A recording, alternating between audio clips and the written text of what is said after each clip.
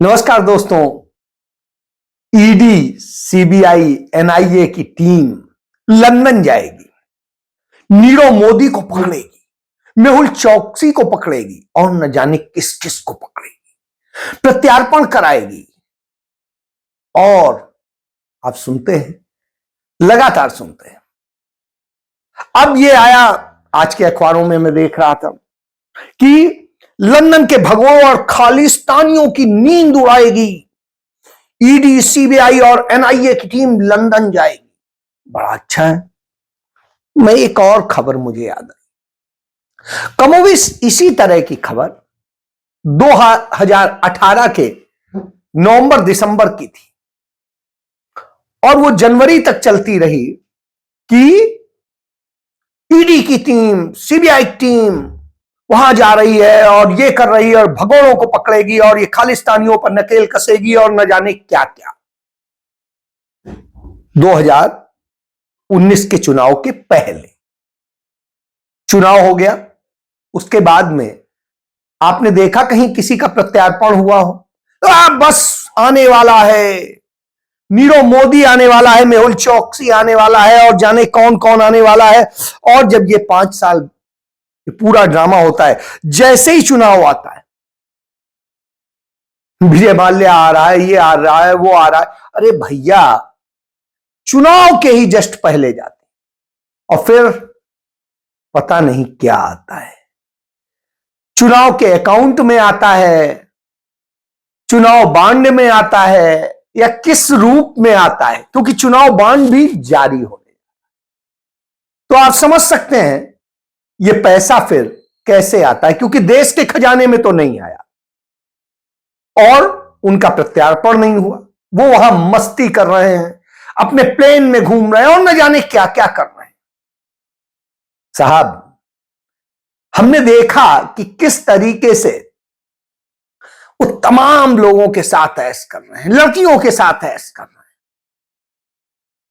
लेकिन साहब, विश्वगुरु हैं तो वो भेजेंगे, यहां भक्तों की पूरी जमात लग जाएगी, क्योंकि वास्तव में ED, CBI, income tax, NIA और ये सारी चीजों का इस्तेमाल अब सिर्फ राजनीतिक फायदे के लिए होता है।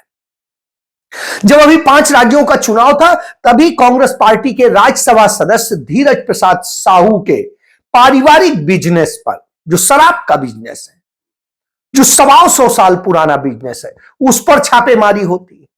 और सब करने के बाद में बड़ा अखबारों में छपता है, सब जगह दिखता है कि साहब 352 करोड़ रुपया उनसे बरामद हो गया और न जाने क्या हो गया और क्या है।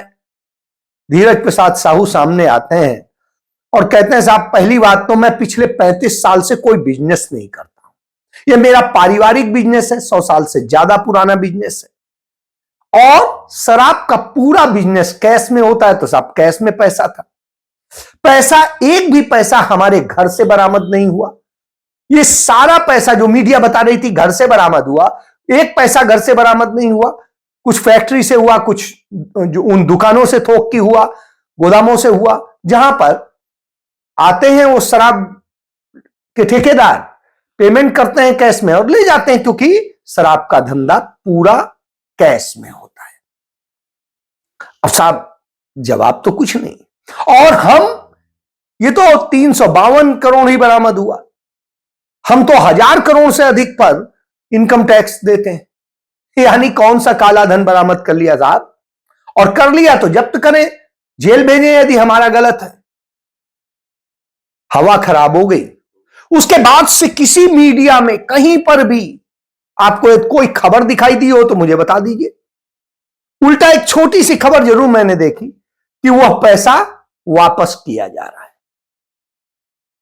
मतलब कहीं कोई काला धन नहीं। लेकिन आपको बदनाम करना है, आपको किस तरीके से नीचे गिराना है, क्या क्या बनाना है, यह आपकी साजिश है। क्योंकि धीरज प्रसाद साहू का कोई काम कांग्रेस शासित राज्य में नहीं, उनका कोई बिजनेस कांग्रेस शासित राज्य में नहीं।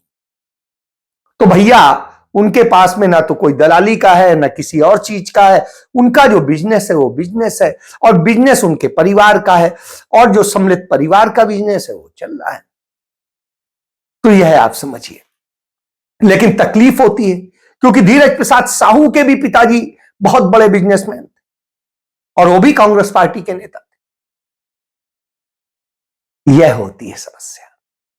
एक तरफ बदनाम करते हैं और दूसरी तरफ जब चुनाव होते हैं, दूसरी तरफ चुनाव में कैसे बॉन्ड में, चुनाव बॉन्ड में, इलेक्शन बॉन्ड में पैसा आए, क्योंकि उसमें साफ साफ हो गया है कौन पैसा दे रहा है। ये इन्होंने ने व्यवस्था की, उसमें किसी का नाम नहीं बताया जाएगा, किसी का खुलासा नहीं होगा, उस पर एक्शन भी नहीं होगा कि वो काला है, सफेद है, कैसा धन है, कोई पूछने की जरूरत नहीं।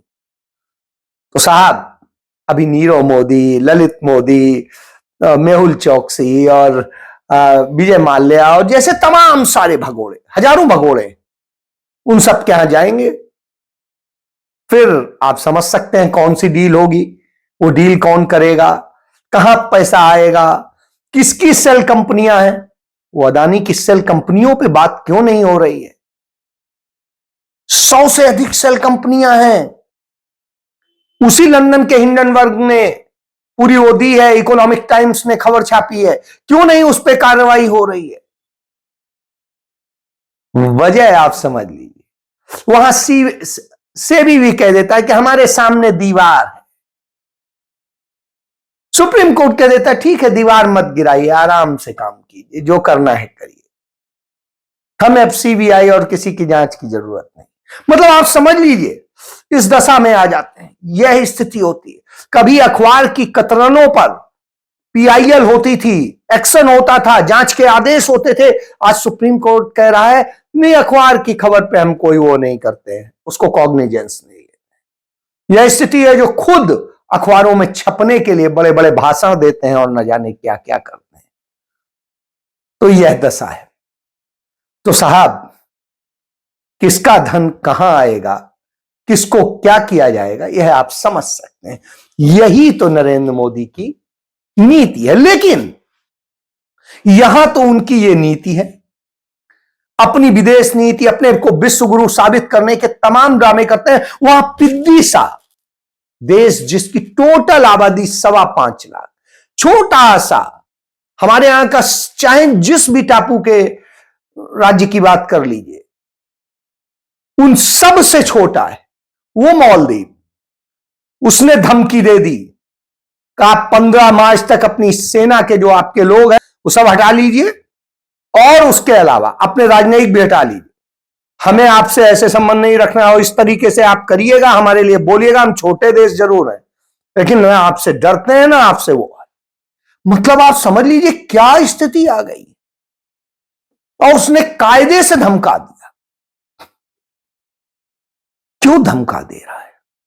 1968 में जब से यह बना था, तब से जब भी होता था वहां पर कोई जो भी नया राष्ट्रपति बनता था वो सीधे भारत आता था, सबसे पहले भारत आता था और भारत को सलामी दे के जाता था, जैसे तमाम राजदूत दे के जाते हैं।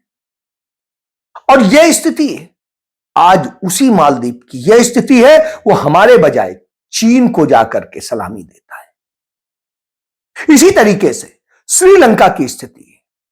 श्रीलंका कभी हमारे आगे झुक के रहता था, आज वो चीन के आगे झुक के है। नेपाल होता था, आज वो चीन के आगे झुक के है। हमें ये सारे आंख दिखा रहे हैं, हमारी चीजों को छीन रहे हैं। इसी तरीके से म्यांमार की स्थिति है, इसी तरीके से भूटान की स्थिति हो रही है। आप ये सोचिए, ये अगल बगल के सारे देश, और हालात ये हो गई हमारी कूटनीति के कि चीन तालिबान को मान्यता दे देता है, हमारे विश्वगुरु हाथ जोड़े खड़े होते हैं। तो यह हालत है। पाकिस्तान तो हमारा परमानेंट दुश्मन रहा है। हालांकि जब पाकिस्तान दोनों तरफ से हमला करता था तब हमने सारे हमले झेले और उन्हें हराया, और फिर हमने श्रीमती इंदिरा गांधी के नेतृत्व में पाकिस्तान को 2 टुकड़े कर दिया। अब पाकिस्तान एक तरफ बचा है। कुल टोटल 25 करोड़ की आबादी और हम 140 करोड़, और 140 करोड़ देश वाले लोग को डरवाया जाता है कि साहब पाकिस्तान ये कर देगा, पाकिस्तान वो हो जाएगा। ये हालत हो गई है। हमें पाकिस्तान से डराया जाता है। इसके बाद में चाइना, उसका नाम लेने से हमारे प्रधानमंत्री डरते हैं। यह हालत हो गई, चाइना का चा नहीं बोल पाते हैं, वैसे ही जैसे महंगाई का मां नहीं बोल पाते हैं। तो यह हालत है, बेरोजगारी का बा नहीं बोल पाते हैं। आज एक कार्यक्रम में संबोधित कर रहे थे, कहते युवाओं और सबके लिए स्वर्णिम काल रहा है और जाने क्या रहा है। युवाओं को बेरोजगार रखने वालों जनता माफ नहीं करेगी। सुना आपने, प्रधानमंत्री नरेंद्र मोदी कह रहे हैं युवाओं को बेरोजगार रखने वालों को जनता माफ नहीं करेगी। महंगाई की मार से आम आदमी की परेशानी का सरकार ध्यान नहीं रख रही है। ये तब की बात है जब वो विपक्ष में थे, केवल जुबान चलाना जानते थे। जब से वो सत्ता में आए हैं उन्हें सांप सूंघ गया है। सत्ता में आने के बाद से उनकी सरकार में बेरोजगारी और महंगाई ने गरीबों का बुरा हाल कर रखा है। मोदी सरकार के बीते 10 साल का शासन अन्याय से भरा रहा है। महंगाई ने आम आदमी की कमर तोड़ दी, बेरोजगारी से युवा परेशान है, किसान आत्महत्या कर रहे हैं। लेकिन प्रधानमंत्री नरेंद्र मोदी को इससे कोई मतलब नहीं है। वो विदेश घूमने, भाषणबाजी करने और धन्ना सेठों की तिजोरियां भरने में लगे रहे। जब सत्ता चाहिए थी तब नरेंद्र मोदी बड़ी बड़ी नारेबाजी करते थे, लेकिन आज हालात ये हैं कि बेरोजगारी लगातार बढ़ रही है। इस अन्याय काल में बेरोजगारी 45 साल के उच्चतम स्तर पर पहुंच चुकी है। यही हाल महंगाई का है। महंगाई भी हर रोज रिकॉर्ड तोड़ रही है। पेट्रोल, डीजल, गैस और खाद्य सामग्रियों की कीमतें उच्च स्तर पर हैं। हालत ये है कि आम आदमी की थाली खाली हो चुकी है। कुल मिलाकर मोदी सरकार गरीब और मध्यम वर्ग की जेब काट रही है। अब ये सहा नहीं जाएगा। मोदी सरकार युवा की खस्ता हालत पर ध्यान दे और उन्हें नौकरी दे। अब 2014 के विज्ञापन ही बीजेपी और मोदी सरकार के मुंह पर तमाचा मार रहे हैं। ना बेरोजगारी रोक पाए, ना रोक पाए महंगाई। जनता पर मोदी सरकार आफत बनकर आई। अरे साहब, दुनिया में सबसे ज्यादा बेरोजगार युवा हिंदुस्तान के अंदर है। सबसे ज्यादा आत्महत्या युवा कर रहे हैं। 1 लाख किसानों ने, 1 लाख से अधिक किसानों ने आपके 9.5 साल के शासन में आत्महत्याएं कर ली हैं। 2022 तक से 9 साल के शासन। अभी एक स्टैंडिंग कमेटी की रिपोर्ट सामने आई है, जिसमें एक चौंकाने वाला आंकड़ा देश के कृषि जगत और किसानों के समक्ष आया है। और यह आंकड़ा है कि पिछले 5 साल में कृषि बजट का 1 लाख करोड़ से अधिक इस सरकार ने सरेंडर कर दिया है। 1 लाख करोड़ से अधिक बजट, जो कागजों में तो दिखाया गया कि कृषि संबंधित बजट था अलग अलग योजनाओं में, लेकिन उसका वो खर्च नहीं हुआ और सरेंडर हो गया। आप अंदाजा लगा सकते हैं कि कितना बड़ा ये बजट है। इसकी तुलना कीजिए कि सरकार में, भाजपा की सरकार में 2014 से 22 तक देश के 1 लाख से ज्यादा किसानों ने आत्महत्या की। आज इंडेटेडनेस या कर्जे में इतना किसान डूबा हुआ है। ये स्थिति देश के किसान की है। और ये फिगर जो है वो एनसीआरबी की फिगर है, सेंटर फॉर फाइनेंशियल अकाउंटेबिलिटी द्वारा प्रकाशित ये फिगर है। 1 लाख से ज्यादा किसानों ने आत्महत्या करी एक तरफ ये, यानी कि हमारे देश में हर रोज मजबूर होकर 30 किसान आत्महत्या कर रहे हैं। आत्महत्याएं कर ली है, यह दशा कर दी है। जो किसानों के लिए बजट होता था, उस बजट में भी 5 साल में 1 लाख करोड़ रुपया वापस आपने अपने खजाने में डाल लिया, उन पे खर्च नहीं किया। जबकि कांग्रेस पार्टी ने अपनी सरकार के दौरान 72,000 करोड़ रुपया किसानों का माफ किया था, उन्हें मदद दी थी। तो आप समझिए आपने कितने किसानों को आत्महत्या करने के लिए मजबूर कर दिया कि 1 लाख से अधिक किसानों ने आत्महत्या कर ली। यह आपने देश को दिया है। यह आपने देश को दिया है कि इस देश का हर कुछ घंटे में एक युवा आत्महत्या कर रहा है। आपने देश को बनाया क्या है, सोच करके डर लगता है। और उस स्थिति में ला दिया क्योंकि बेरोजगारी और तमाम सारी चीजें खड़ी।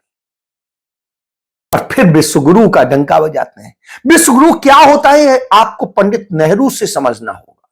ये वही नेहरू जिन नेहरू ने चाइना को सिखा दिया था कि क्या होता है, जिन्होंने अमेरिका को सबक सिखाया था, जिन्होंने रसिया सोवियत संघ को सबक सिखाया था। रसिया नहीं था, रसिया तो आज छोटा सा है, 14 टुकड़े हो गए सोवियत संघ। सोवियत संघ को आप याद करिए, जिस समय देश आजाद हुआ था भारत की जीडीपी 0 कितने % थी। मतलब आप समझिए इस 0 की स्थिति में जीडीपी थी जिस देश की, जिस देश में खाने के लिए अनाज नहीं था, जिस देश में कुछ बनता नहीं था, जिस देश के युवा बेरोजगारी का शिकार थे, एक बीमारियों से लोग मरते थे। इस देश के पास ना अच्छी सेना थी, ना कुछ था। जहां कुछ नहीं था वहां नेहरू ने एक एक करके सब कुछ बना दिया। इतना बना दिया कि जहां सुई नहीं बनती थी वहां हवाई जहाज बनने लगे, जहां कोई वो नहीं हो पाता था वहां टेक्नोक्रेट्स बनने लगे, इंजीनियर्स, डॉक्टर्स, दूसरे और प्रोफेशनल, मैनेजमेंट गुरु और न जाने क्या क्या वैज्ञानिक, सब कुछ बनने लगे। हम अंतरिक्ष तक पहुंच गए, अंतरिक्ष के कार्यक्रम हमारे शुरू हो गए। ये नेहरू थे। और यही नहीं, जहां एक तरफ एक गुट था सोवियत संघ का, दूसरा गुट था अमेरिका का, वहीं भारत ने एक गुट निरपेक्ष ग्रुप शुरू कर दिया। और गुट निरपेक्ष का जो पंडित नेहरू ने शुरू किया तो 182 देशों के संयुक्त राष्ट्र संघ में उन्होंने 125 देश अपने पीछे खड़े कर लिए। सबसे बड़ा, सोवियत संघ से भी बड़ा, अमेरिका से बड़ा। और उसका नतीजा यह हुआ कि जब भारत ने पुर्तगाल से छीनकर गोवा को भारत में मिलाया, सारा यूएन में जाकर के तमाम चीजें चिल्लाई, लेकिन भारत जीत के आया। किसी की हिम्मत नहीं हुई कि भारत के खिलाफ कोई करे। उसके बाद में आप याद करिए, पाकिस्तान ने कश्मीर को लेकर के यूएन में जाने कितना ड्रामा किया और स्थिति क्या हुई, भारत जीता हुआ वहां रहा, भारत के हिस्से आया। और यही नहीं, जब चीन ने 1962 में भारत पर आक्रमण किया, भारत हारा जरूर क्योंकि सेना नहीं थी, संसाधन नहीं थे, कुछ नहीं था। आपने तो उस बहादुर मेजर शैतान सिंह का अपमान किया है, उनकी स्मारक को तोड़वाया है चाइना के लिए। लेकिन पंडित नेहरू ने 1 इंच जमीन नहीं जाने दी। चाइना की सेना को पंडित नेहरू की कूटनीति के कारण पीछे भागना पड़ा। हमें शर्मिंदा नहीं होना पड़ा, कहीं सरेंडर नहीं करना पड़ा, जैसे हमने बांग्लादेश को बनाया था जिस समय पाकिस्तान के 2 टुकड़े किए थे। उस समय पाकिस्तान के मैं जनरल समेत, नियाजी समेत 92 सैनिकों ने सरेंडर किया था, हमने नहीं किया था। तो वह स्थिति थी, वह विश्वगुरु होता है। आपने नरक गुरु बनाया है। श्रीमती इंदिरा गांधी ने सिक्किम को छीन करके चीन से भारत में मिला लिया, कोई कुछ नहीं कर सका था। और राजीव गांधी ने चीन से छीन कर नेफा को भारत का अरुणाचल प्रदेश बना दिया, कुछ नहीं कर सका। और यही नहीं, आप याद करिए, उसके बाद में 1971 के बाद में एक युद्ध नहीं हुआ है, एक युद्ध आज तक। यह हालत हमने कर दी थी, यह हमारी कूटनीति थी। आज चीन हमारे यहां घुस के आता है, हमारे 20 सैनिकों को मार जाता है। पाकिस्तान हमारे यहां घुसपैठ कर देता है, कारगिल पर कब्जा कर लेता है। हम उसे छुड़ाने के लिए अपने हजारों हजार सैनिक और तमाम युवा अफसर शहीद कर देते हैं। और इसी तरीके से रोज बरोज आज हमारे सैनिक मारे जा रहे हैं चीन और पाकिस्तान के बॉर्डर पे। हम कुछ नहीं बोल पा रहे। हमने सेना को अग्निवीर बना दिया है। यह हमारे विश्वगुरु ने किया है, यानी देश को सिर्फ बर्बाद किया है। और फिर जब चुनाव आता है तो बस इसका प्रत्यार्पण होगा, उसका होगा। दाऊद इब्राहिम का जाने कब से हो रहा है, सुन ही रहे हैं आप, सुनते रहिए। और मजा लेते रहिए नरेंद्र मोदी के इस मदारी खेल का। तो मदारी अपना खेल दिखा रहा है, डमरू बजा रहा है और आप ताली बजा रहे हैं। जय हिंद।